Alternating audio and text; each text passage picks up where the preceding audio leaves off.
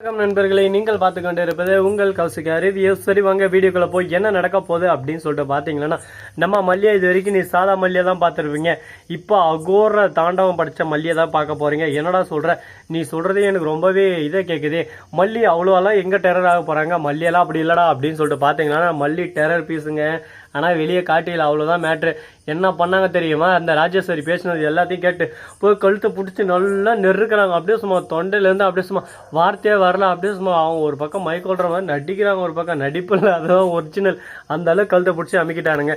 உடனே பார்க்கணுமே நம்ம ரஞ்சித் வந்து ஏன் உட்ரி எல்லாம் உட்ரின்னு கத்துற ஒருத்தனா கையை பிடிச்சாங்களா, யாருமே கையை பிடிக்கலைங்க. எல்லாமே உட்ரின்ற வார்த்தையை தான் சொல்கிறாங்களே தவிர என்ன பண்ணுறது ஏது பண்ணுறதுன்னு சொல்லிட்டு தெரியாமல் ஒரு பக்கம் பதட்டத்தில் நடுங்கி போய் நின்று இருக்காங்க. இந்த சமயத்தில் கரெக்டாக நம்ம மல்லி இருக்காங்களா, அவங்க இருந்துன்னு அப்படியே விட்டுறாங்க. அப்படியே வாமிட் எடுக்காத குறைய ஒரு பக்கம் இருமல் வந்துகிட்டே இருக்கு நம்ம ராஜேஸ்வரிக்கு. உடனே ராஜேஸ்வரி கிட்ட, இதுக்கு மேலே நீ வேற மல்லியை பார்க்க போற, என்னோட புருஷனா உள்ள வெறியடி வைக்கலான்னு பார்க்குற மவளே, உன் நிலைமையை பட்டும் பாரு, உனக்கு என்ன கெதியாக போற மட்டும் பாரு அப்படின்னு சொல்லிட்டு திட்ட ஆரம்பிச்சிடறாங்க நம்ம மல்லி. என்னடா இவன் இந்த மாதிரியெல்லாம் பேசுறா, இவெல்லாம் இந்த மாதிரி பேச மாட்டாளே அப்படின்னு சொல்லிட்டு இவங்க ஒரு பக்கம் ஷாக் ஆகிட்டு முழிச்சுன்னு இருக்காங்க. என்னங்க பண்றது, அப்படியே சும்மா தனக்கு ரொம்ப பிடிச்ச ஒரு விஷயத்தை நம்ம வந்து எப்பவுமே நோண்டக்கூடாது, பர்சனையும் நோண்டக்கூடாது. கரெக்டாக அது போல தான் நம்ம மல்லிக்கு பிடிச்ச பர்சன் நம்ம விஜய். அவரை வந்து இவங்க எப்படியும் சிக்க வச்சு வலையில மாட்டி விடணும்னு நினைச்சாங்க. ஆனால் அந்த வலையில இவங்களே போய் மாட்டாங்கன்னு யாருக்கு தெரியும். மல்லி இருக்கிறது கூட தெரியாமல் இவங்க பேசிட்டது இவங்க தப்பு. உடனே போலீஸ் ஸ்டேஷனுக்கெல்லாம் ஃபோன் பண்ணி இதை பாரு, இந்த மாதிரி வருவா, அவளை உள்ளவே விடாதீங்க அப்படின்னு சொல்லிட்டு சொல்லி வச்சுறாங்க. நம்ம மல்லியும் போயிட்டு காத்திருந்து காத்திருந்து காலங்கள் போனதடி அப்படின்னு சொல்லிட்டு காத்துன்னு இருக்காங்க. ஆனால் எந்த ஒரு யூஸும் இல்லைங்க. காத்துன்னு அவங்க காலம் மிச்சமானதான் மிச்சம். அதுக்கப்புறம் என்ன நடக்குதுன்னு சொல்லிட்டு பார்த்தீங்கன்னா, கரெக்டாக சரி டைமிங் எல்லாம் முடிஞ்சிச்சு, இதுக்கப்புறம் எந்த பிரச்சனையும் இல்லை, எப்படியாலும் ஒன்று இதை சமாளிச்சாகணும் அப்படின்னு சொல்லிட்டு ஒரு முடிவு எடுக்கிறாங்க. முடிவு எடுத்து என்ன பண்ணுறாங்க அப்படின்னு சொல்லிட்டு பார்த்தீங்கன்னா, நம்ம வெண்பா இருக்காங்களா, அவங்க இருந்துன்னு மல்லியம்மாவுக்கு ஃபோன் பண்ண, மல்லியம்மா டாடா கூட்டினீங்களா, என்ன பண்ணிருக்கீங்க சொல்லுங்க, இங்கே ஒரு பக்கம் நிறைய பிரச்சனையெல்லாம் போயின்னு இருக்கு, எனக்கு என்ன பண்ணுறேன்னே சொல்லிட்டு தெரியல மல்லியம்மா அப்படின்னு சொல்லிட்டு அழ ஆரம்பிச்சிடறாங்க நம்ம வெண்பா. என்னடா இது புது குழப்பமா இருக்கு, இப்போ எதுக்கு வெண்பா இருந்துன்னு இருக்கா அப்படின்னு சொல்லிட்டு ஒரு பக்கம் குழப்பத்தில் தான் இருக்காங்க. என்னங்க பண்ணுறது, வாழ்க்கைன்னா அது மாதிரி நிறைய குழப்பங்கள் வரும். நம்ம ராஜேஸ்வரி இப்போ அப்படியே சும்மா மைண்டு வேற மாதிரி திங்க் பண்ணோம், இப்படி பண்ணலாமா அப்படி பண்ணலாமா எப்படி பண்ணலாம், நம்மள இந்த மாதிரி மாட்டி விட்டுருவாங்களா அந்த மாதிரி மாட்டி விட்டுருவாங்களா, கடவுளே ஏதாவது ஒன்று பிளான் பண்ணாலும் கரெக்டாக பண்ணுமே, என்ன பண்ணலாம் ஏது பண்ணலாம் அப்படின்னு சொல்லிட்டு சிந்தனையில் ஒரு பக்கம் அதிகாரமாக, வக்கீல் ஒரு பக்கம் வந்து மேடம் மாட்டினமே வச்சுக்கோ கஞ்சி காய்ச்சி விட்டுருவாங்க அப்படி இப்படின்னு சொல்லிட்டு சொல்லிருக்காங்க. நம்ம மல்லி போலீஸ் ஸ்டேஷனில் போய் நிற்கிறாங்க. ஆனால் எந்த ஒரு மரியாதையும் ஒரு ரெஸ்பெக்டாக அவங்களுக்கு கொடுக்கல. யாரும் அது நாய் உள்ள நுழைய மாதிரி நுழைஞ்சு போயினே இருக்கேன், நான் என் வீட்டுக்கார பார்க்கணும் அப்படின்னு சொல்லிட்டு சொல்கிறாங்க. ஏமா நீ நினச்சினதுக்கெல்லாம் அலோவ் பண்ண முடியாதுமா, சைலண்ட்டாக போய் உட்காரு அப்படின்னு சொல்லி சார் தானே கொண்டு வந்தீங்க அப்படி இப்படின்னு சொல்லிட்டு கேள்வி மேலே கேள்வி கேட்குறாங்க.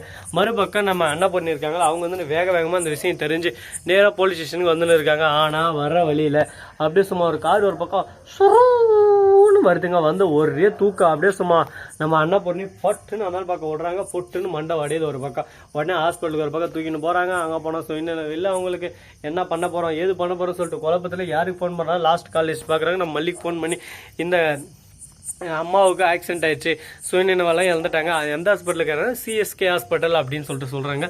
இன்னும் அதே சிஎஸ்கே வா அப்படின்னு சொல்லிட்டு, நீங்கள் நினைக்கிற சிஎஸ்கே இல்லைங்க, இது வேற சிஎஸ்கே, நீங்கள் நினச்சி ஒரேடி ஆர்வத்தில் போயிட்டு போகிறீங்க. அந்த ஹாஸ்பிட்டலுக்கு போகிறாங்க. போயிட்டு ஒரு பக்கம் எல்லாமே நல்லபடியாக நடந்து முடிஞ்சிடுச்சு. எதாக இருந்தாலும் இனிமேல் சுயநினைவு திரும்ப அந்த கடவுள் கையில் தான் இருக்குது, உயிருக்கு எந்த ஒரு ஆபத்தும் இல்லை அப்படின்னு சொல்லிட்டு சொல்லி முடிச்சிடுறாங்க. இப்போ நம்ம விஜய்கிட்ட உண்மையை சொல்லவும் முடியாமல், இங்கே வந்து இவங்களை காப்பாற்ற முடியாமல் நடுக்காட்டில் வந்து நின்று இருக்கேன், எப்பா என்னடா பண்ண போகிறேன் அப்படின்னு சொல்லிட்டு தெரியாமல் குழப்பத்தில் குழம்பி போயிட்டு இருக்காங்க நம்ம மல்லி. என் வாழ்க்கையில எனக்கு கஷ்டம் வரும்போது ஒவ்வொரு டைமும் அண்ணா பொண்ணியம்மா கூட இருப்பாங்க, நான் இல்லைனா என் விஜய் கூட இருப்பார். இப்போ ரெண்டு பேருமே கூட இல்லையே, இப்போ என்ன பண்ண போகிறோன்னு சொல்லிட்டு நின்றுக்கும் போது வெண்பா வரா. வெண்பா வந்து அவங்க என்னென்ன பேசினாங்க எல்லாமே நான் ரெக்கார்ட் பண்ணி வச்சுக்கிறோமா, இதை எட்டுன்னு போயிட்டு நம்ம போலீஸ் ஸ்டேஷனில் காட்டலாம், அப்பாவை வெளியே விட்டுருவாங்க அப்படின்னு சொல்லிட்டு சொல்கிறாங்க.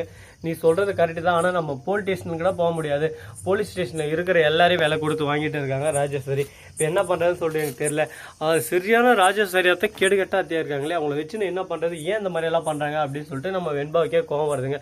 என்னங்க பண்ணுறது, வாழ்க்கைன்னா இந்த மாதிரி சூழ்ச்சிமம் எல்லாமே பண்ணி தான் வாழ்க்கையில் நிறைய பேர் ஜெயிச்சு முன்னிலைக்கு வந்திருக்காங்க. அந்த மாதிரி நாமளும் முன்னிலைக்கு வந்துடலான்னு சொல்லிட்டு நம்ம ராஜேஸ்வரி ஆட்டம் போட்டுன்னு இருக்காங்க. ஆனால் அப்படி வந்தவங்க எப்பவுமே நிரந்தரமாக இருந்தது இல்லைங்க, வருவாங்க 2 நாள் 3 நாள் அதிகபட்சம், அப்படியே ரிட்டர்ன் போயிடுவாங்க. இதுதான் வாழ்க்கையோட நியதி.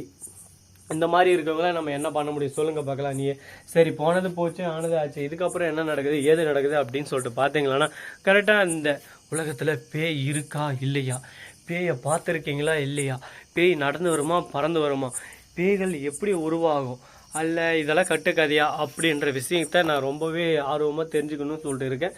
உங்களுக்கு யாருக்கான ஆவி இருக்கு இல்லை அப்படின்னு சொல்லிட்டு அந்த விஷயம் தெரிஞ்சிருந்தா மறக்காம கமெண்ட் செக்ஷனில் சொல்லுங்க. அப்போ தான் நானும் ஒரு பக்கம் இன்ட்ரெஸ்டிங்காக அப்படின்னு சொல்லிட்டு நானும் சர்ச் பண்ணி பார்க்க முடியும். ஸோ நண்பர்களே, இந்த வீடியோ பிடிச்சிருந்தா லைக் பண்ணுங்கள், கமெண்ட் பண்ணுங்கள், ஷேர் பண்ணுங்கள், டிண்டிங் பெல்ல தட்டி விட்டு போங்க. அப்போ தான் நான் போகிற அடுத்தடுத்த வீடியோ உடனுக்குடன் வரும். மிக்க நன்றி. தேங்க்ஸ் ஃபார் வாட்சிங். Tata, see you. நன்றி, வணக்கம், வந்தனம், வருக தருக.